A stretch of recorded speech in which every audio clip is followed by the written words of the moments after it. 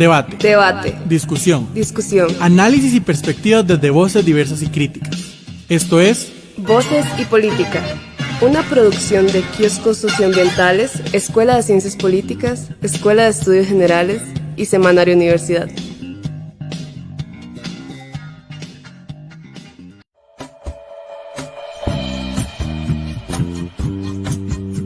Estás escuchando Movimiento Girasol, una producción de la Escuela de Estudios Generales de la UCR.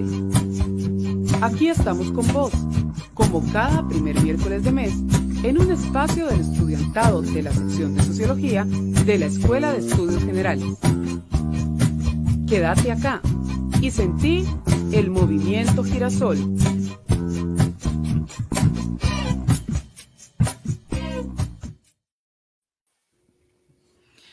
Hola, hola, buenas tardes, bienvenidos, bienvenidas. Hoy tenemos miércoles de Girasol, es el miércoles donde vamos a conversar con las muchachas de Generales, con las muchachas que se han dado la oportunidad de ser parte de la conversación nacional. Estas mujeres jóvenes, estudiantes de nuestra universidad pública y autónoma que disfrutan de participar de la conversación a pesar de estar en final de semestre.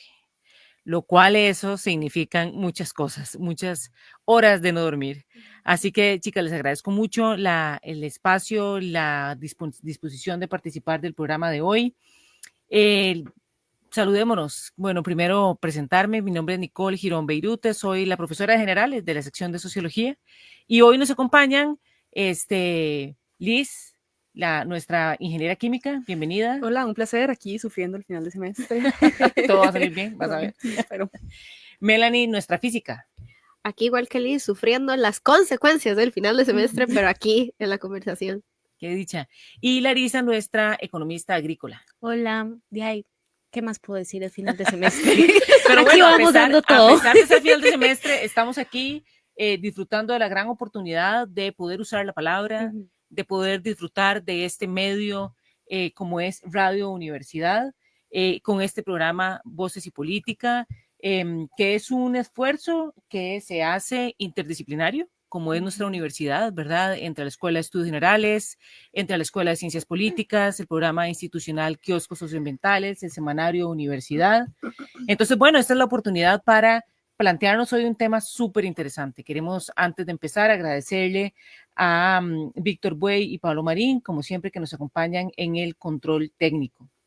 Hoy, en este programa de Movimiento Girasol, como siempre, o como desde hace un programa, nos vamos a adentrar en el edificio de Estudios Generales, vamos a dar un recorrido a lo largo de todo este edificio que es patrimonio, el cual llamaremos Ruta Girasol. Vamos a empezar en el sótano, luego vamos a aprovechar la gran oportunidad del balcón del edificio de Generales, que es tan bonito, que nos puede ofrecer tanta perspectiva. Luego del balcón vamos a bajar Pretil, ese espacio para la conversación, para el intercambio entre gente que es diferente. Y luego, bueno, avanzaremos al Girasol intentando buscar oportunidad, la nueva pregunta, el nuevo camino, el horizonte. Entonces, bueno, vamos a andar en esta ruta Girasol, participando y disfrutando de nuestro edificio de Generales, por donde todos los estudiantes debemos pasar para intentar justamente aportarle a un proyecto sociedad superior, humanista, y ojalá también feminista, porque el futuro es feminista o no lo es. Y bueno, entonces vamos a empezar en el sótano y entonces para eso vamos a darle la palabra a Liz. Vámonos al sótano con Liz.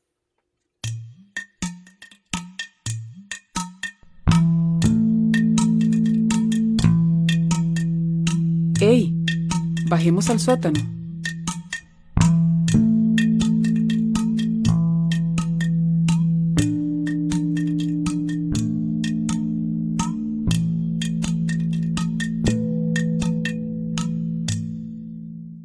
Bueno, el día de hoy, como adelantamos en el programa anterior, nos dedicaremos a conversar sobre generaciones que imaginan. Este tema surge a partir de una conversación que tuvimos hace mucho tiempo, que queríamos que fuese una realidad aquí en la radio. En medio del autoritarismo en nuestra región, de los cuestionamientos de nuestro poder ejecutivo a los demás poderes del Estado, de las leyes jaguares, de la creciente violencia contra las mujeres, llegamos a la pregunta de por qué hay generaciones que pueden imaginar proyectos de sociedad superiores y por lo tanto luchan por derechos, mientras que hay otras que no imaginan y por lo tanto ceden sus derechos sin ni siquiera saber qué recibirán a cambio. Entonces, ¿qué hace que haya generaciones que imaginan y otras que no? Bueno, para contestar a esta pregunta, vamos a pasar con Larisa, que nos va a recibir en el balcón.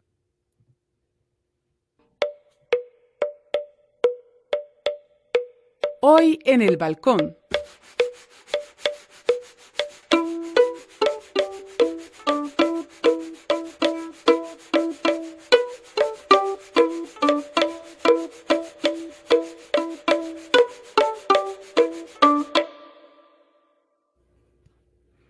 Listo. Bueno, desde el balcón podemos reconocer otras perspectivas. Para poder comenzar con este tema, debemos preguntarnos qué es la imaginación. Cuando hablamos de ella, ¿qué es realmente lo que estamos diciendo? Tenemos el día de hoy de invitada a doña Gabriela Peña Valle, abogada, graduada de nuestra institución, escritora y bailarina, para aclarar la duda. Bienvenida, doña Gabriela. ¿Cómo se encuentra el día de hoy? Muy bien, gracias. Sin final de semestre, con final de año encima, de presas de Navidad y aguinaldo. Totalmente de acuerdo. Bueno, creo que nos superó. Sí. Ok, entonces para entrarnos dentro del tema, para nosotras y tal vez nuestra definición de imaginar es retar, asombro y existencia. Sabemos que usted recientemente acaba de publicar su libro, Botánica Familiar, donde evidentemente es un ejercicio de imaginación. Así que nos podría comentar sobre su libro y desde ahí cómo podemos comprender el ejercicio de imaginar. Ok. Comentar del libro, ¿a qué se refiere? ¿Al tema? ¿A cómo trata? ¿Qué es lo que quiere? ¿O hablo libremente? Si quieres, libremente. Ok, perfecto. Bueno, es tal vez importante para que nos ubiquemos todos de qué se trata el libro, un poco Sí. también, ¿verdad? Porque me parece que es bastante sugerente para Ok, la perfecto. conversación Sí, de hoy. como para abarcarlo todo. Perfecto, estamos hablando de imaginación. El libro Botánica Familiar es un libro que trata sobre las relaciones familiares, pero desde la perspectiva de la botánica. Entonces es un libro donde, a diferencia, digamos, podría decirse que es un libro del género fantástico, pero no el género fantástico clásico como Drácula. No es un libro donde los cuerpos se van destruyendo, sino que las plantas que nos rodean nos van tomando. ¿Ok? Entonces las plantas nos toman, las plantas nos observan y las plantas van narrando de alguna manera esta relación familiar. Pues sí, es un mundo insólito donde aun cuando se narran cosas, porque no estoy hablando de un sueño, no es surrealismo, no es poética, aunque podría pensarse que es prosa poética, hay una narración de cuestiones que pasan a lo externo, por ejemplo, la relación con la madre, las ventas de las casas cuando los familiares mueren, las goteras que se hacen en la casa, pero abordado desde un mundo donde somos tomados por plantas y entonces esto muta en una serie de monstruosidades que no son horrorosas, que no causan miedo, que más bien están ahí como en lo cotidiano, que no causan sorpresa y que son apacibles. De eso trata, creo, Botánica Familiar, o por lo menos desde mi perspectiva. Las personas podrán sentir que trata de lo que deseen que trate. ¿Cuál era la otra pregunta? ¿Y cómo podemos relacionar eso con lo que es imaginar? Ok. La imaginación, vamos a ver, yo busqué en la RAE la definición de imaginación, ¿verdad? Entonces dice que es la facultad del alma, no sé qué es el alma, que representa las imágenes de las cosas reales o ideales y pone como palabras similares creatividad, fantasía, ingenio, inventiva, etc. Dice que es también un falso juicio de algo que no hay en realidad o no tiene fundamento. Ahora bien, la creatividad es más bien, a mi criterio, un acto de formar una imagen mental de algo que no existe, no está presente, no percibimos por los sentidos, que nunca antes se había percibido como tal. Es decir, la imaginación implica una capacidad creativa que además podemos analizar desde una resolución de conflictos, o sea, de forma creativa nosotros podemos afrontar y tratar problemas, eso es el ingenio. Y una mente creativa es una mente pensante, activa, que genera historias de interés, de imaginación, una creación idealizada, una creación poética, etc. Ahora, ¿qué es lo valioso para mí de la imaginación y en relación con este programa? Varias cosas, pero primero la imaginación es demoledora, porque la imaginación no acepta límites. Y eso ya para nosotros es difícil porque los seres humanos requerimos límites, ¿verdad? De hecho, sentimos que estamos limitados por nuestro cuerpo. O a veces ni siquiera lo consideramos como un límite, pero sí vivimos en límites, vivimos en casas, vivimos en países, vivimos dentro de fronteras, vivimos dentro de generaciones, vivimos dentro de construcciones de género. La imaginación no los acepta. La imaginación que hace construcciones pone en crisis todo lo existente o todo lo establecido porque no respeta ninguna construcción dada. Entonces, todas las construcciones pueden ser subvertidas, ¿verdad? Entonces, eso es lindísimo, eso es lindísimo. Y si entendemos la crisis como una situación límite de un estado, pues entonces es un ejercicio muy interesante para poder imaginar situaciones posibles, para poder imaginar situaciones imposibles, ¿verdad? Y para poder pensar en soluciones o en cuestiones que se pueden dar y que de otra manera uno no, digamos, usualmente no lo piensa. Y lo digo pensando un poquito en el derecho, ¿verdad? Que pareciera que es tan poco imaginativo, porque la gente lo que dice, simplificamos, ¿verdad? Eso lo hacemos siempre. ¿El derecho de la ley se aplica o no? No. El derecho en realidad es el torcido, porque uno lo que tiene que ver es cómo le da vuelta a esa aplicación de la ley para el caso en concreto, sin que eso signifique bordear con lo ilegítimo necesariamente. Esa es la respuesta. Y a partir de todo esto que usted nos plantea, también quería preguntarle, ¿es posible que un ser humano deje de imaginar? No sé, porque creo que esa es una pregunta que tiene que ver con neurodesarrollo, ¿verdad? Yo soy abogada, yo no sé si una persona puede dejar de imaginar. Yo desde lo que conozco, que soy yo, ¿verdad? No podría dejar de imaginar. No sé si alguien con algún tipo de demencia, no sé si alguien con algún tipo de enfermedad podría dejar de imaginar. Pero yo creo que aquí lo valioso, más que preguntarse si alguien puede dejar o no de imaginar, es qué hacemos con eso que imaginamos. Totalmente. Eso es como lo más valioso. ¿Y por qué lo estamos imaginando? ¿Cuál es el objetivo que tenemos tras la búsqueda de esa solución o de esa situación novel? Claro. Nada más quería hacer una pregunta a propósito del libro y de qué es este ejercicio de imaginar. ¿Cómo se te ocurrió el libro? ¿Cómo a uno se le ocurre un libro? ¿Cómo a uno se le ocurre un poema? ¿Cómo se le ocurre una coreografía? Porque también sos bailarina. Ese ejercicio de imaginarse algo más, ¿cómo es? Yo me imagino que cada persona tendrá su ejercicio, ¿verdad? Y su ruta. En el caso mío, vamos a ver, en el caso mío es más desde la emoción, pero desde la sensación, más desde lo físico. Entonces, vamos a ver, es una pregunta bien difícil.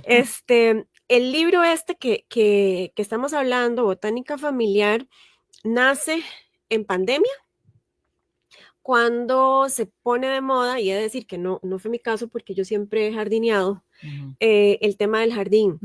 Pero digamos, en esa soledad y en ese silencio maravilloso de ese momento, que fue lo único maravilloso porque el resto para mí fue espantórrimo, estar viendo, observando las plantas. O sea, este ejercicio casi meditativo de estar observando a las plantas me generaba un montón de imágenes y estas imágenes me presionaban, digamos, sensaciones, ¿verdad? Entonces, viendo, por ejemplo, me acuerdo que la primera imagen que tuve para el libro fue un día que subí y vi cómo unas enredaderas se metieron por una celosía a la casa. Y había un charquito de agua. Entonces yo inclusive le tomé una foto y dije yo, claro, es que las matas me están tomando. ¿Y qué es la casa sino una proyección de mí, ¿verdad? O cómo la vivo yo, como una proyección mía. Entonces, qué interesante sería que las plantas se me metan, y ahí nace el primer cuento de la abuela, que es una abuela que muere, ¿verdad? A la que yo veo morir. Esa noche me acuesto a dormir en la cama de ella, y no la abuela, sino las plantas, una enredadera, me toma por dentro y me lleva al linaje, hacia atrás. Ujú.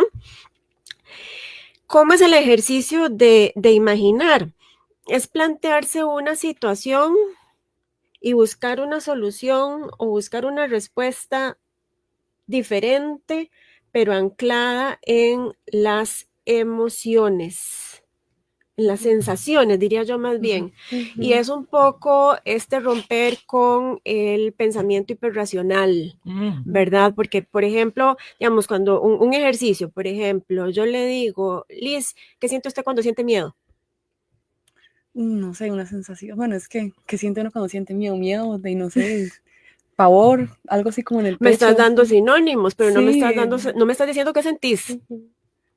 Bueno, ahí la cuestión de por qué hay generaciones que nos cuesta tanto imaginar. No, pero y eso le sentir. cuesta a todas las generaciones. Es un ejercicio que yo he hecho con varias personas de diferentes edades, y exactamente esto es lo que sucede. Es tal vez porque estamos un poquito desconectados de esta Sí, parte de interna. nosotros. ¿Qué es lo que siente Melanie cuando siente miedo? Diría ansiedad, que es... No, eso es ansiedad. ¿Qué se Ajá. siente qué sentís, qué siente tu cuerpo cuando tenés miedo? Incomodidad. ¿Qué es incomodidad? Uy, ahí me iría con las sensaciones físicas, ¿verdad? Ok, Porque sí. estoy ahí está la desconexión con las, tal vez, sensaciones emocionales. Corazón rápido, Bueno, sí, sudoración, eso sí se siente. ¿cómo decir? Me da dolor de cabeza. Entonces, duele la cabeza, late el corazón. Bueno, ahí es digamos, un acercamiento que tengo yo con la imaginación a la hora de escribir o a la hora de bailar, ¿verdad? sí.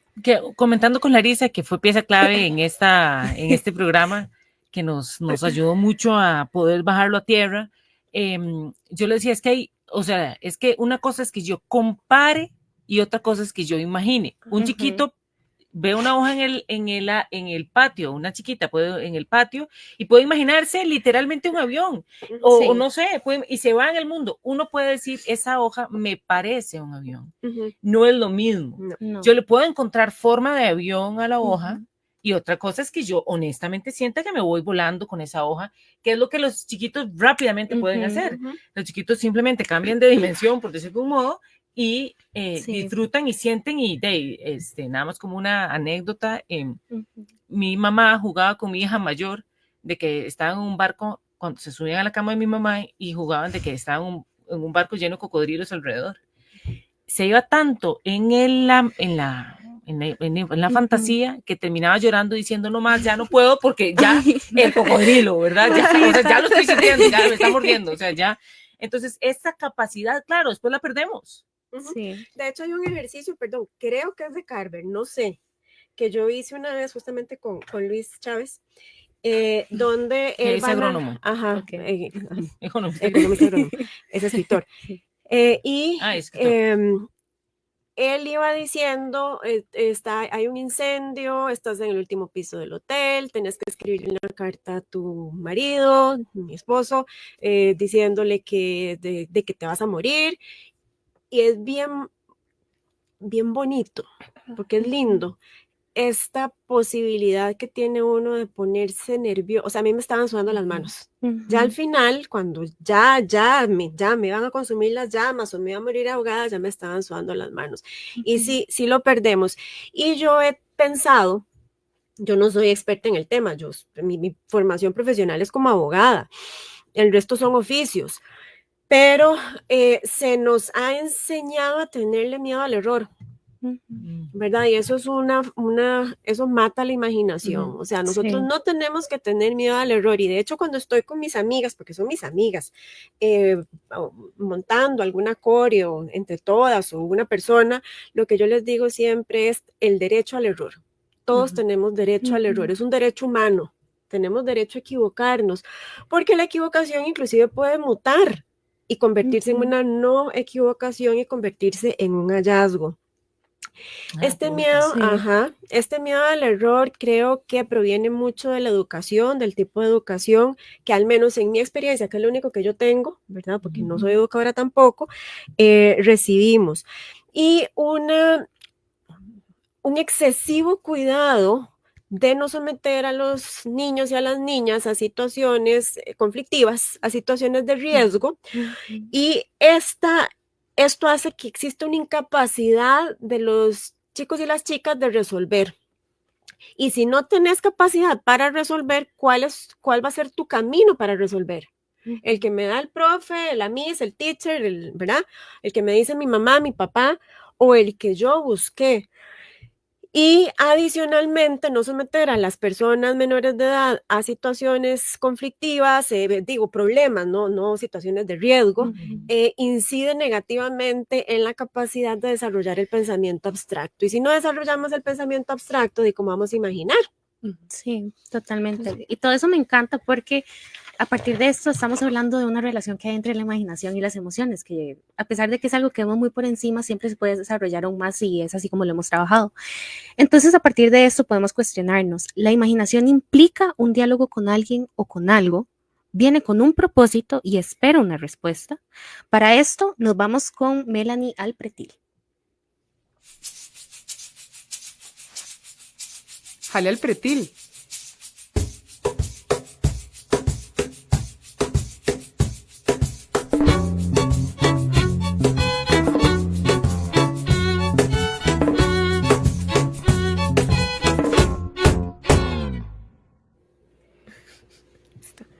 Una vez más, agradecemos a doña Gabriela por sus respuestas y aclararnos un poquito más sobre la imaginación y sobre el libro. Para el momento, quienes nos están escuchando apenas en este momento, les recordamos que el día de hoy estamos tratando sobre la imaginación y cómo esto afecta no solo nuestra perspectiva, sino también nuestro participar y nuestro accionar en sociedad. Y nos acompaña Gabriela Peñavalle, que es una abogada, escritora y bailarina. También les recordamos nuestras redes, que nos encontramos en Facebook y en Instagram bajo el nombre Programa de Voces y Política. Ahora sí, entrando al pretil, algo que estábamos terminando de hablar en la sección anterior es sobre cómo no incluir a las personas jóvenes o a los niños y a los adolescentes en estas situaciones, no de riesgo, pero de solución de problemas, va a cambiar, digamos, la forma en cómo ellos pueden accionar. Entonces, a nosotros también nos surgía la pregunta, dado de que una de las, hoy en día, se les llama mucho a nuestra generación de cristal, ¿verdad? Y también hablando e incluyendo lo que se hablaba al principio del programa sobre estas limitaciones que existen al imaginar, ¿verdad? Y de que nosotros nos entendemos como generación, nos entendemos como género, nos entendemos inclusive como otras categorías, como estudiante, trabajador y demás. Entonces, aquí nos surge la pregunta con este tipo de clasificaciones, ¿qué alcances tienen en nuestra capacidad como personas jóvenes para no solo imaginar, sino imaginarnos a nosotros mismos? Las que ustedes decidan. O sea, una nomenclatura generacional no puede ser tan poderosa como para que me defina. Todas las generaciones han tenido estereotipos, ¿verdad? Todas. Yo me acuerdo que la mía es la generación X, ¿verdad? Soy la cola de la generación X y decían que nosotros no éramos políticos y que estábamos imbuidos en el tema de yoga, meditación, ¿cómo se llama? Reciclaje, que éramos súper pasivos. En mí está decidir si me voy en ese viaje o si hago algo. En realidad la imaginación no tiene que ver con las generaciones porque no habríamos evolucionado como humanidad, ¿verdad? En realidad nosotros decidimos cuánto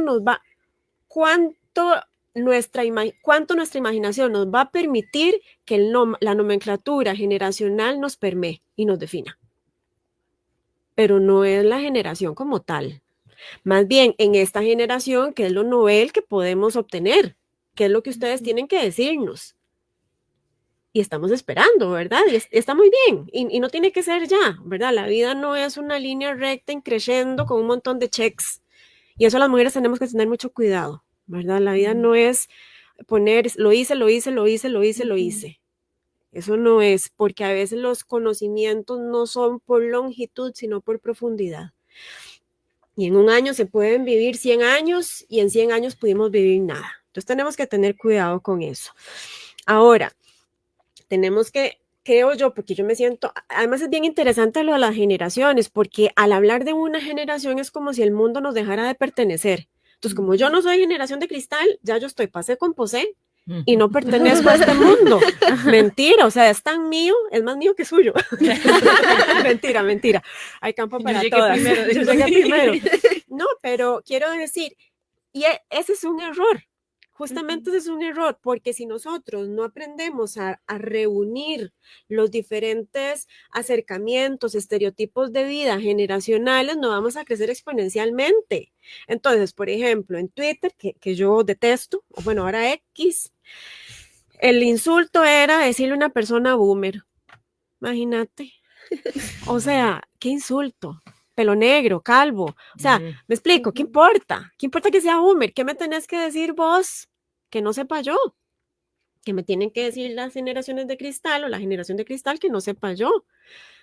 Error mío, error personal, si yo no escucho, ¿verdad? Ese es el error. Entonces, tenemos que tener cuidado y adicionalmente en este momento tenemos que tener mucho cuidado con la cultura de la cancelación y la corrección política. Yo sé que esta es una opinión no políticamente correcta, pero la cancelación... Aquí no le tenemos miedo a la polémica. Así No, que yo tampoco. Uno plantea un paradigma, uno puede comprender el loable origen de la cultura de la cancelación. Ay, se fue la luz. ¿Puedo seguir hablando? No, pero... seguimos Sigo hablando, perfecto. Pero podemos entender digamos, lo loable del origen, pero la cancelación, la cultura de la cancelación y de la corrección política nos impide conocer otros puntos de vista. ¿Qué es la cancelación política? Decir que, por lo que está pasando en Estados Unidos con los libros, que están prohibiendo un sinfín de libros. Lo que pasó aquí con Cocorí. Sí, ella ya se volvió en crisis que no tiene ni que enseñar ya. Exacto. Claro, entonces sí, es cierto, Cocorí es racista, lo es, y es incorrecto el racismo. Yo aquí no estoy haciendo apología del racismo ni del delito, es racista, y eso está mal, pero es que ¿será Costa Rica? Esa es Costa Rica es racista y Costa Rica es xenofóbica, y nos decimos la Suiza, o sea, los rubios, ¿verdad? Todas nosotras aquí rubias. Entonces, lo que corresponde precisamente es escuchar a esa generación para no repetir ese error, para poder generar un pensamiento crítico, en lugar de decirle a los chiquitos, Cocorí nunca existió. Decir, vean lo que era este país y a donde no te queremos volver. A nosotros se nos olvidó hace cuánto fue la Segunda Guerra Mundial y se nos está olvidando. O sea, esta atomización de poderes en Europa suena a una historia, ¿verdad? Que ya sucedió. Sí. Entonces, no podemos estar cancelando. No voy a decir el nombre, pero una profesora, una maestra, una vez me dijo, yo no sé ya cómo hablar, dando clases. Yo ya no sé si decir hombres, mujeres, porque anatómicamente y para los efectos de la clase que era, sí hay una diferencia, digamos, por el tipo de ejercicio, por test, ella no sabe cómo hacemos para vivir con ese miedo y por qué. Y entiendo el origen, lo hable también, entiendo que hay que mencionar las cosas para que existan, pero eso no puede, el péndulo no puede irse violentamente hacia el otro lado para cancelar. Porque además todos estamos aprendiendo. Sí, y este tema de que Costa Rica es xenofóbica, bueno, hace poco en el curso de seminario lo hemos tratado mucho, y también hablamos del tema de libros de Cocorí y por qué está mal, pero mi compañera y yo planteamos en un ejercicio que propuso la profe que no deberíamos por qué eliminar esos libros, sino enseñar su contexto. Exacto. Entonces también nos preguntábamos nosotros la pregunta, ¿cómo esta imaginación, estos contextos pueden convertirse también en la raíz o la razón por la que yo quiera participar políticamente? O sea, ¿cómo podría yo desde mi imaginación o cómo me lleva a mí la imaginación a querer participar políticamente, ¿no? Y también queríamos verlo porque muchas veces el tema de la generación de cristal hace que tal vez nosotros como jóvenes, porque también me voy a incluir, nos da como miedo querer participar políticamente por esa cancelación que hablaba usted. O sea, esas ganas de que no quiero que me tachen de que yo soy la loca que está pensando solo en política o la feminista loca, sino cómo podríamos, o sea, no sé, tal vez rodear esas ideas o eso que dice usted de que no dejar que nos consuma el creer que somos solo una generación y ya. Sí, es una pregunta difícil porque además es una pregunta que se sale de mi generación, ¿verdad? Y yo no tengo contacto con jóvenes tanto porque no soy profesor y no tengo hijos. Bueno, o tal ¿verdad? vez replanteándolo desde su generación, ¿cómo podría ser usted para, como ser parte de su generación, aceptar la nuestra, tal vez? ¿Cómo le diría usted tal vez a alguien de su edad, no sé, deje de ser tan cerrado, tal vez tomándolo de una persona de mentalidad más cerrada, ¿cómo lo haría desde su posición? No sé si me gustaría como, no sé si estoy haciéndote un parafraseo correcto y vos me decís, un evento, digamos, esto me lleva a pensar en el diálogo intergeneracional, que es clave, digamos, para pensar la paz, cosa que nosotros no sabemos, ¿verdad? O sea, no nos han educado para la paz, nos han educado, ¿verdad?, para atender situaciones violentas. Entonces tenemos la clasificación de miles de tipos de violencias y miles, ¿verdad? Pero no tenemos la capacidad para imaginar un mundo en paz, ¿cómo sería? ¿Verdad? Y uno de los elementos, bueno, ahí tenemos la capacidad de imaginar un mundo en paz. ¿Cuáles son los parámetros de ese mundo en paz? Y entonces, dentro de lo que he investigado, he visto, me ha, digamos, he interactuado, la idea del diálogo intergeneracional es fundamental, porque el mundo no se acaba con la generación anterior, no empieza con la mía, ¿verdad? Y entonces, ¿cómo hacemos para pensar esa paz desde esta capacidad de diálogo intergeneracional? ¿Cuáles son esas claves que deberíamos de tomar en cuenta? Pero que son claves, digamos, esto viene a ser un tema de, digamos, nosotros lo vinculamos con la imaginación porque no necesariamente es sobre cosas tangibles, más bien viene sobre cosas intangibles, sobre cosas que son valiosas, pero que no pasan por la razón instrumental, digamos. Si vamos a pensar la paz, necesitamos pensar la paz en otros parámetros con entre generaciones, y esto no va a pasar porque algo tenga un valor económico, va a pasar porque tienen otros valores alrededor de eso. Por eso nosotros pensamos que es un tema de imaginación.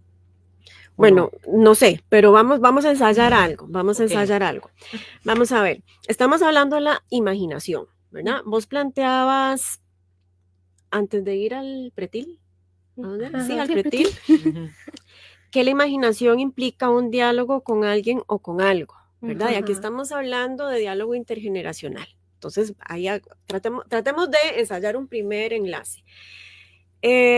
¿Cuál es, a mi criterio, que es el mío, no es la verdad, el diálogo principal? El diálogo conmigo. El diálogo conmigo desde la vulnerabilidad. El diálogo sin el miedo a fallar, el diálogo con quien yo soy, ¿verdad? Eso que no nos gusta decir, porque sabemos que tenemos y que escondemos y que maquillamos y que peinamos. ¿Por qué? Porque si yo quiero ensayar un diálogo con el otro y poder mantener un eje apacible, un eje de escucha, tengo que conocerme mucho.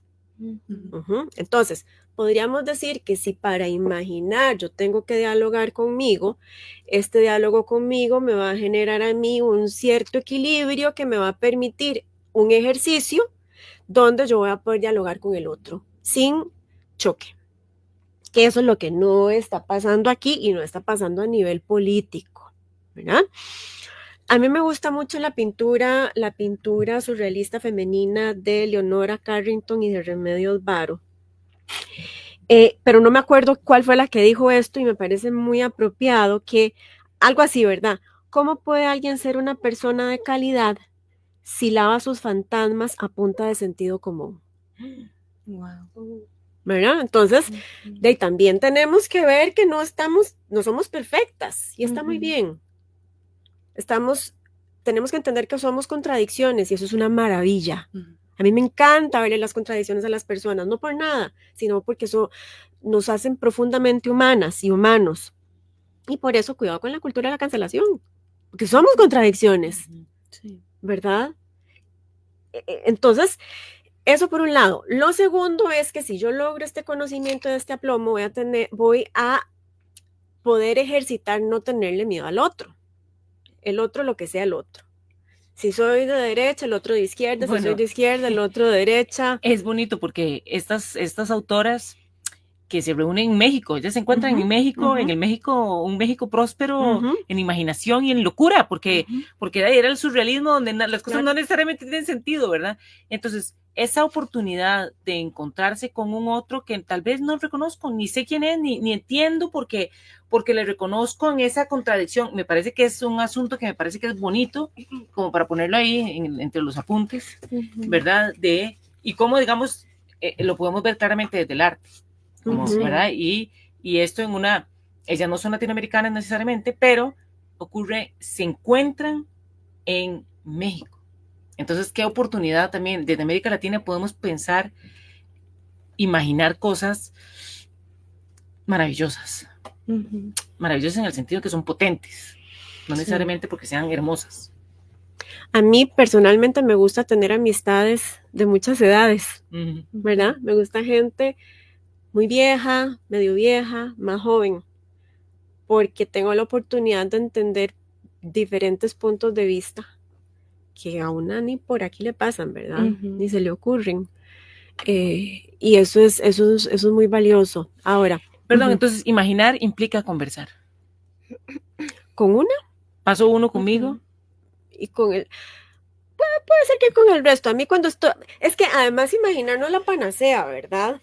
En un proceso creativo o en la resolución de un conflicto, que es un proceso creativo también, la imaginación es, digamos, la primera parte. Imaginar, lo que llaman la lluvia de ideas. Pero después viene la parte más difícil. Estoy pensando en un libro, por ejemplo. La parte más difícil es la edición, que es la autocrítica, el recorte. Sí, aplique criterios subjetivos y objetivos. Claro, sí. Exacto. Sí, eso es súper importante para la conversación política. Y la disciplina. Y la disciplina, sí. No, digámoslo, y siempre lo he dicho, la belleza, la fealdad, la inteligencia y la no inteligencia son accidentes de la naturaleza. Lo que nosotros podemos hacer por nosotras y nosotros mismos es ser disciplinados. O sea, para mí ese es el valor fundamental para Gaby. Este es un tema que no lo habíamos pensado, pero disciplina y error. Totalmente válido, como la ciencia. O sea, la ciencia es maravillosa porque la ciencia ejercita el derecho al error para evolucionar. Entonces, las personas, digamos, inflexibles que dicen, pero ¿cómo si? No sé nada de ciencia tampoco, pero ¿cómo primero dijeron que esta vacuna sí servía? Ahora dicen que no sirve. Porque la ciencia se mueve y esa es la parte hermosa, ¿verdad? Eso es algo que se podría aprender mucho de la ciencia, que la gente tal vez no entiende, y es que hasta el momento todo siempre va a ser un supuesto y una teoría. Algo que se nos enseña es que las teorías no son intocables. La teoría, si se muestra que algo funciona mejor o se muestra de que estaba en lo incorrecto, se cambia. Y a veces eso cuesta. E inclusive, como decía, en la ciencia más bien por lo menos en mis laboratorios de física, se espera que fallemos. Se espera que los datos no nos den. Lindísimo. Porque lo real es que no sea así. Ajá, ¿y a quién se le ocurrió la teoría? ¿A partir de qué? De la imaginación. Exacto. Porque otra cosa, no sé si estoy hablando más de lo... No. Adelante. Hay otra cosa interesante, y es qué es lo que requerimos para imaginar, y para imaginar necesitamos tiempo de ocio. Sí. Y el tiempo de ocio es contrario al consumismo, ¿verdad? Y el consumismo visto desde dos lugares, desde trabajo para enriquecerme y acumular, y desde la deuda infinita.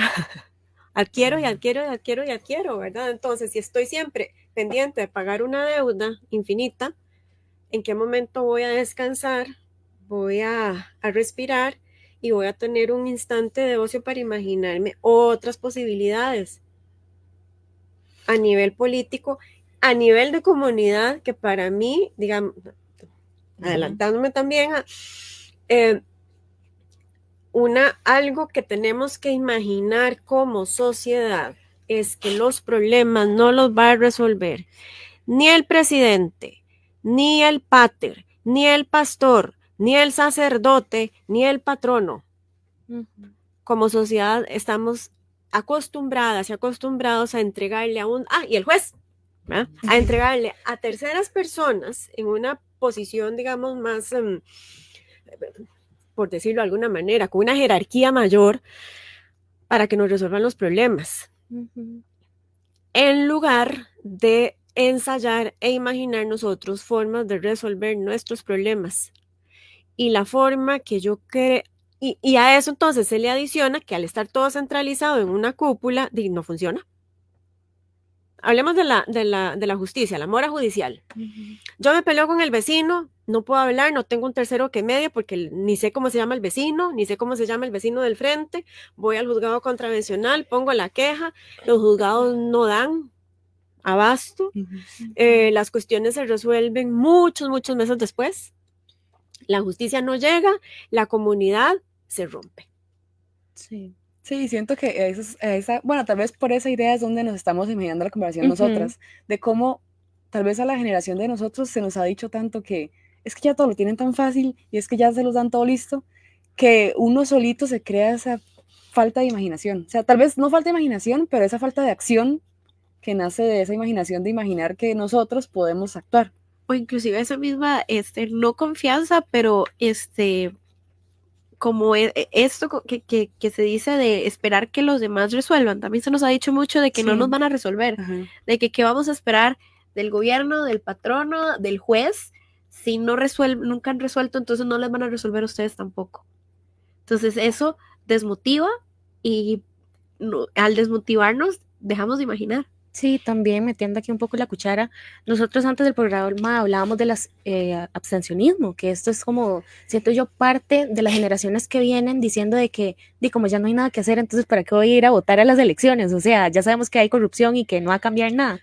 Entonces, también de aquí meter la siguiente pregunta, ¿es la imaginación un antídoto al autoritarismo, los estereotipos y la polarización? No, yo creo que el antídoto es la educación y la lectura y el pensamiento crítico. Hay como 3 preguntas, entonces voy a tratar. Sí, hay como 3 preguntas. No sé si podemos ir bajando a tierra algún par de cosas porque nos falta o si avanzamos al girasol. Para bajar a tierra, muchas cosas que hemos dicho, pero que me gustaría que tuviéramos la oportunidad de salir con 2 o 3 mensajes un poco como para.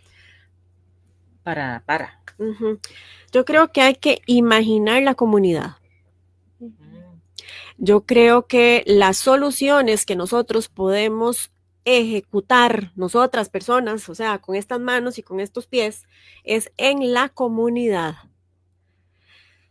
Hay un problema importante urbano que sí está incidiendo en una educación para la paz, que es que hemos decidido vivir en feudos. Lo que pasa detrás de la puerta del feudo no es mi problema, o sea, de la entrada del condominio. ¿De la entrada del condominio o de la entrada del territorio barrio tomado por el narco? Exactamente. Pero de aquí para acá, nadie se meta que es el territorio. Exactamente. No sé, porque no, como les dije, no tengo hijos, no sé si la gente, los chiquillos andan en bicicleta en el barrio, por ejemplo. Entonces, ¿cómo se genera comunidad? Yo no sé si la gente, bueno, estoy como los viejillos, las viejillas hablando de mi época, pero en mi época, en la calle andábamos en bicicleta, todos los carajillos, y de forma muy natural, a mi remembranza, cada mamá se dedicaba un día a darle café a la turba. Entonces, era una forma de conocer quién era el otro, era una forma de conocer qué necesitábamos, era una forma de darse apoyo entre mujeres. Mi mamá trabajaba a tiempo completo, ¿verdad? Entonces, bueno, nosotros teníamos una señora que nos ayudaba, que yo quiero montones, que le decía tía. Pero entonces generábamos comunidad. Las mujeres generaban comunidad. Entonces, yo creo que, siendo realista, pie a tierra, pies a tierra, la forma de imaginar un país mejor es imaginando las soluciones a nivel comunitario. Para imaginar las soluciones a nivel comunitario tenemos que conocer cuáles son los problemas que aquejan a la comunidad. Para poder conocer cuáles son los problemas que aquejan a la comunidad, tenemos que integrar a diálogos a las distintas generaciones, porque el problema de la persona de 70 años no es el mismo problema de la persona de 20 años, aunque vivan en un mismo barrio. Y esta comunidad va a generar identidad y va a generar sentido de pertenencia. Entonces, si yo arreglo lo que está sucediendo, busco cómo arreglar lo que está sucediendo en esta comunidad, o por lo menos ponerlo sobre la mesa, voy a generar un sentido de pertenencia, un sentido de identidad que me va a mí a llevar a tratar de buscar soluciones consensuadas y no por medio de terceras personas, de manera tal que también va a haber una división de funciones y las personas van a saber, bueno, los carros pasan como locos por esta calle, hay que ir a la municipalidad porque esta es una calle municipal a pedir que pongan un muerto, por ejemplo, ¿verdad? Muchachas, hay que ir al girasol porque definitivamente necesitamos encontrar, aquí ya hay, digamos, luces que nos pueden orientar a aprovechar la imaginación en la acción política. Y entonces, ¿qué les parece si nos vamos al girasol? Nos vemos en el girasol.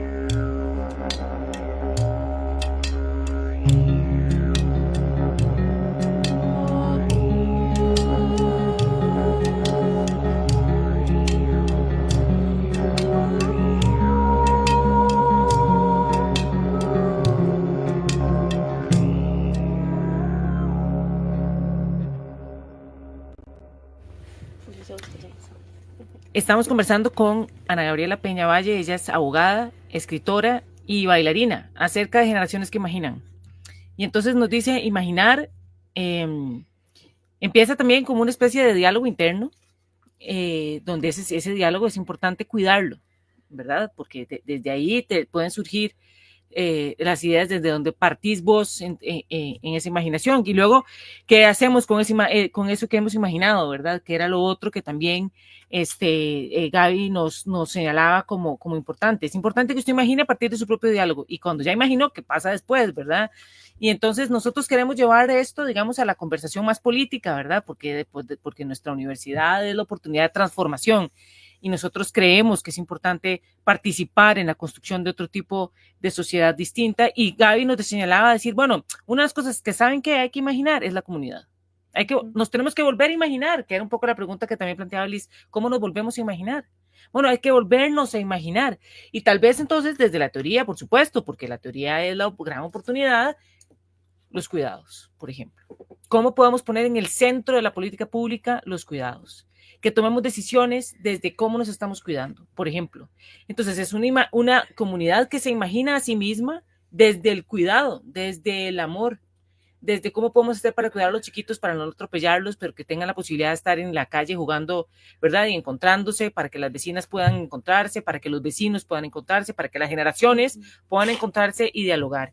Entonces, cuando hablamos de estas nuevas formas de participar políticamente en el siglo XXI, yo. Melanie.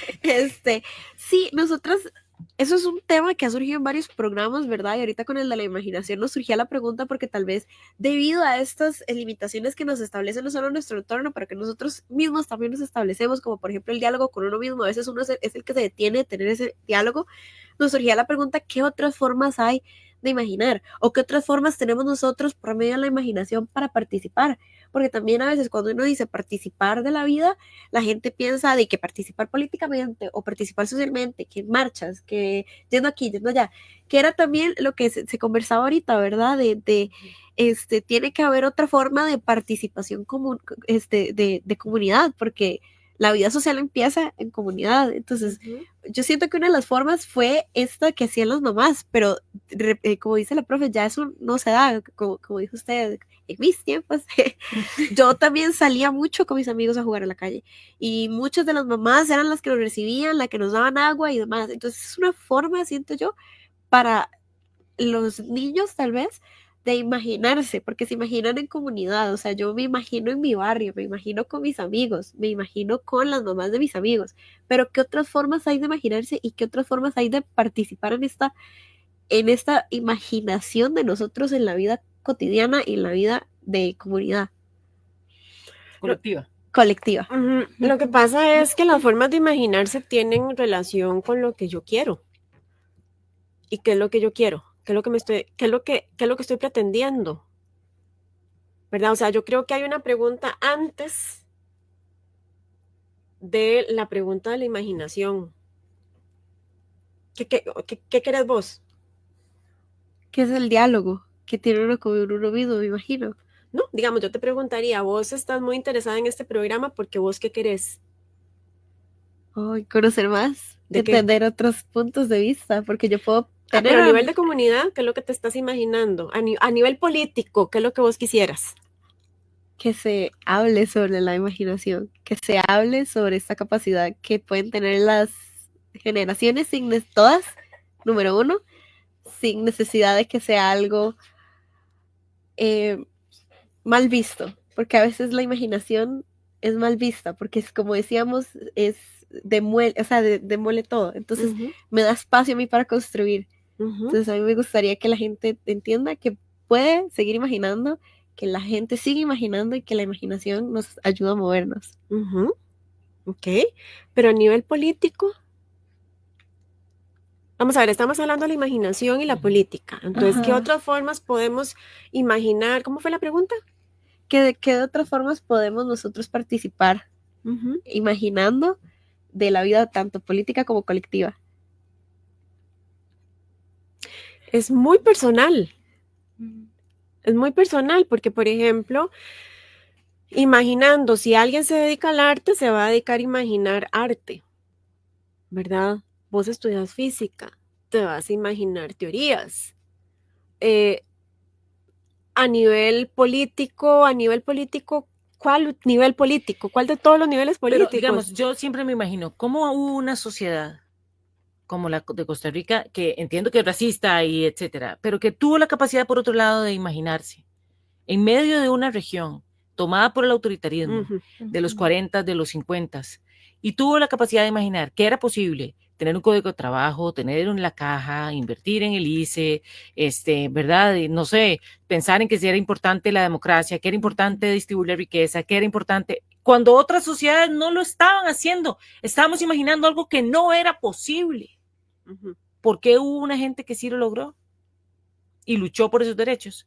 Y ahora nosotros entregamos la caja como la estamos entregando, entregada. Estamos entregamos el MEP, entregamos la caja y tranquilos. Y si nos quitan el FES, bueno, de ahí, pues también. Pues que eso no tiene que ver con la imaginación. Eso tiene que ver con el conocimiento de las instituciones. Por ejemplo, aquí las personas hablan muy poco a profundidad del tema de la división de poderes. Entonces, como lo digo entre risa y no, y siempre lo he dicho, en la Asamblea Legislativa juzga, la Sala Constitucional legisla y los medios de comunicación juzgan también, ¿verdad? Pero hemos estudiado la Constitución política, por ejemplo. Yo sí, pero porque tuve que llevar un curso de legislación en donde me Bueno, entonces lo que yo tengo que imaginar es que necesito conocer para poder defender las instituciones baluartes del país. Y tengo que leer, y tengo que estudiar, y tengo que empezar a desarrollar el pensamiento crítico. Nos queda un minuto. Quiero saber lectura, imaginación y participación política. ¿Hay un continuum en esa relación? Sí. El continuum para mí es que solo quien es sensible ejerce el poder con justicia. Solo quien es sensible ejerce el poder con justicia. ¿Qué significa ser sensible? Vamos a ver, la sensibilidad la entiendo desde la equidad, que es el reconocimiento de las diferencias y los actos de discriminación positiva. Y la sensibilidad la abre el diálogo entre las personas, el diálogo intergeneracional, el entender al otro. quien entiende al otro no exhibe desprecio y no debe de ejercer un cargo político el que exhibe desprecio, ¿verdad? Biología del amor. Ajá, siento y que- la gran pregunta es, ¿por qué este país ha escogido autoridades que exhiben desprecio? Y la aplauden.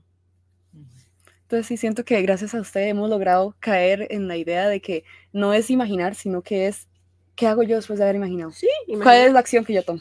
exactamente. Sí, entonces bueno, este ha sido el programa de hoy, de verdad, muchas gracias por su participación. Siento que nos cambió completamente el panorama que teníamos respecto a lo que es imaginar, la verdad, Realmente. porque estábamos completamente desviadas a las preguntas, iban a algo diferente, que imaginar no es imaginar, no hace nada, sino toma acción.